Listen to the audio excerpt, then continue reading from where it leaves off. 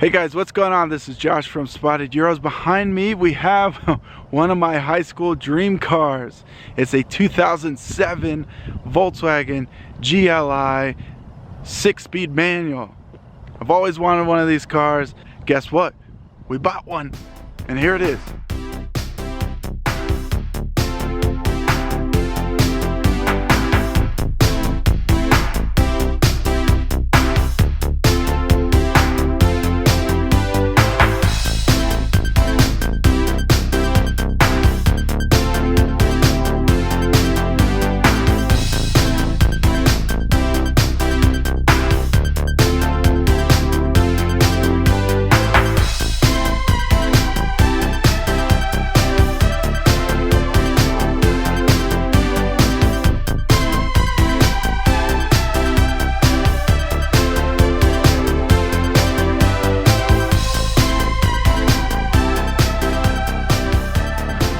So I was a little nervous when I got this because I really didn't look at it that much before it came across the auction block, and I ended up winning it kind of by mistake. Now the outside of the car, although it is kind of dirty, it doesn't really have any body damage besides these the window frame here, which this can easily be repainted pretty easily, but besides that, I mean, there really isn't much body damage on this, and it's in really good shape, especially for the year. Now the biggest thing that's sticking out are these wheels. These wheels are hideous. I hate these wheels. I hate aftermarket wheels. This is definitely not my style. The black, being black on silver, does look good, but this is actually more of a gunmetal, so the color looks too much like a spray can. I don't know. They just look horrible. I don't like them. I definitely would prefer the Detroit, I think they call them Detroit Huffs, the wheels that came on this car. Even though at the time when this car came out I really wasn't a fan of those wheels, I definitely now would prefer those wheels on this other than these. Now at least the tires seem new, so I actually just picked up a set of tires today, or sorry, a set of Audi wheels.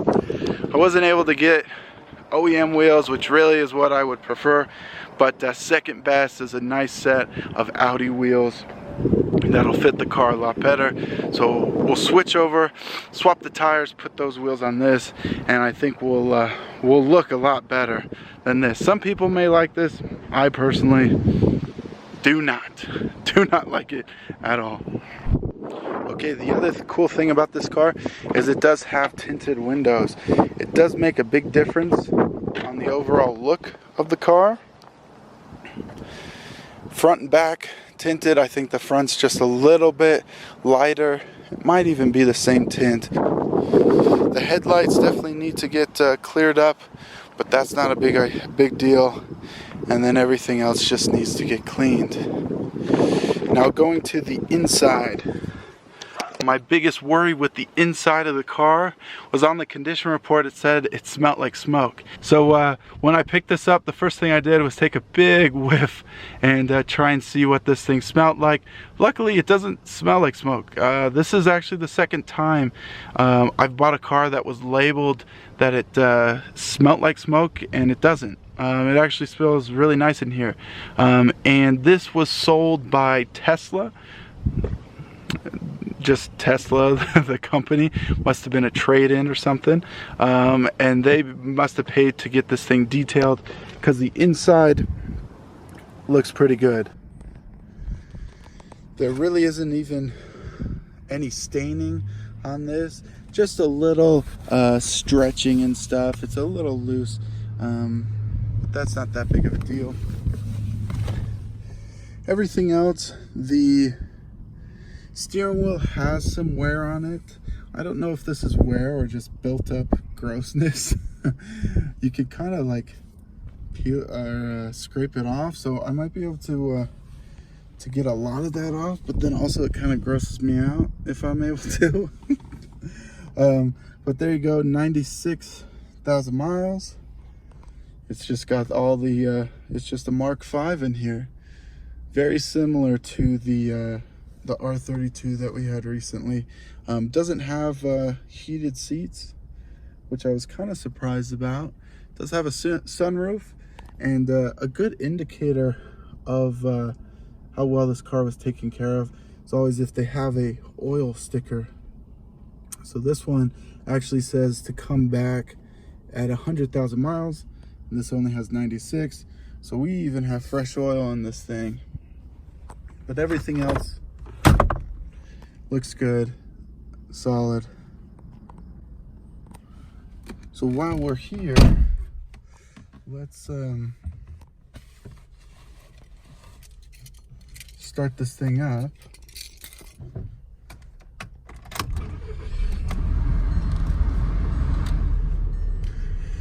So as you can see, really the only light we have here is the tire monitoring light. So that was definitely a big score. First time I started this up, it sounds good. It doesn't have any lights on the dash. And then under the hood, looks pretty good. A little dirty, just need to clean that. I even found a receipt under the seat, I think, for a brand new battery. So this has a brand new battery in it. So yeah, no lights on the dash. Everything looks good. The only thing, so a couple of things on the inside that need to get taken care of. The AC's not really blowing. Well, I tried to refresh it, and it does blow. It seems like it's blowing colder. But I had to have this thing on full blast for it to really make a difference yesterday. So maybe it could, maybe I'll try and check the levels again. And the other thing is the headliner.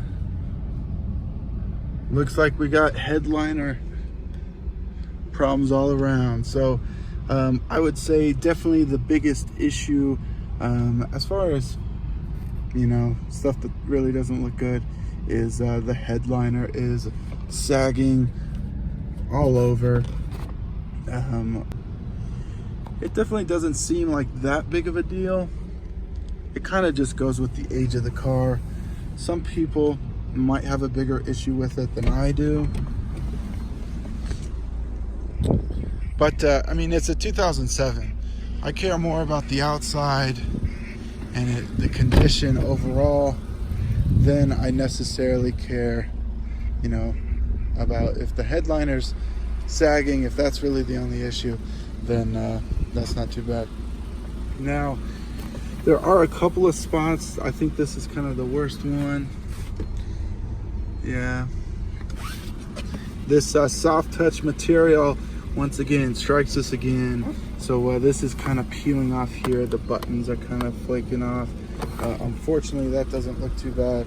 I might come in here and at least just try and peel this off so we at least have something smooth underneath.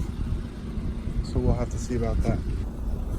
Okay, so big things. I mean, this is one of my dream cars, and or it was one of my dream cars in high school. I always wanted to drive one of these around.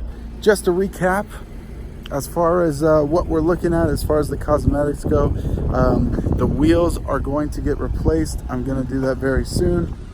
We're going to repaint the door frames. The other side is very much the same. It's not quite as bad, but it's the same problem. So we'll do that, and we'll clean this up.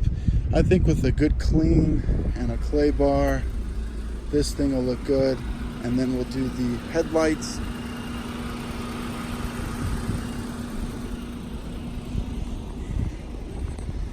And then we'll address this headliner here. So it's always interesting to actually drive one of the cars you always dreamed about. So high school, like I said, this is something I always wanted to drive. Now it is 2019, so this car definitely isn't new, and so it's interesting to feel and to drive this car now. Okay, so let's take this thing for a drive. stick shift is definitely fun, but it makes recording a little tricky. So this once again, I was just nervous about this car because of the age, and I don't know, I've seen some of these, not really this, but every Jetta that I've seen, Mark 5 Jetta at the auction, most of them are just so trashed. I've actually never bought a Mark 5 Jetta or really anything else before, besides the R32 that we had. So I was definitely pleasantly surprised at the condition of this inside and out, but then also how this drove. Once again, we don't seem to have any mechanical issues. So we don't seem to have any mechanical issues. No lights on the dash. It runs great, drives great. There's no squeaks to the suspensions, control arms. Everything feels and performs the way it's supposed to. But I will say something. I expected this car to be a little quicker. Now, after kind of driving it around a little bit more, you can feel the power definitely in certain situations. But when I first got this car, I almost wondered if we were having boost problems, if there's a boost leak, or if I just didn't feel very, very quick at all. And actually very similar to the Mark 4 GTI, I was like, this thing is barely moving. But after driving it a little bit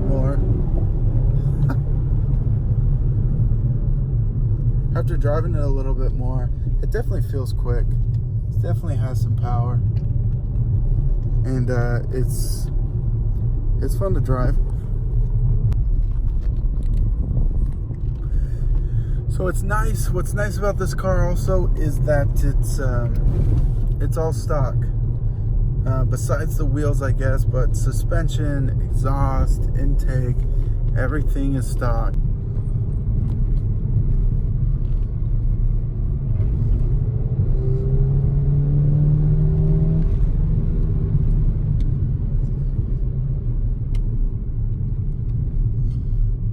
But it's a blast. I mean, it's definitely, like I said, it's definitely fun to drive. It feels faster than the Mark 4 GTI, that's for sure. It feels loads better than that GTI. That GTI was $900 for a reason.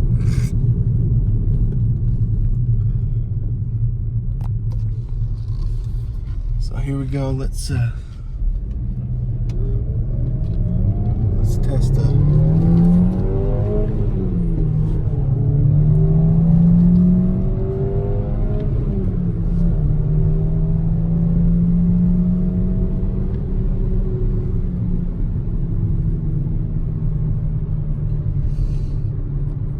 So I think this car lived up to my dreams a little bit more than the Mark 4 GTI did. I'm still trying to figure out what to do with that. I think I'm just going to sell the GTI, and this is going to be up for sale as well.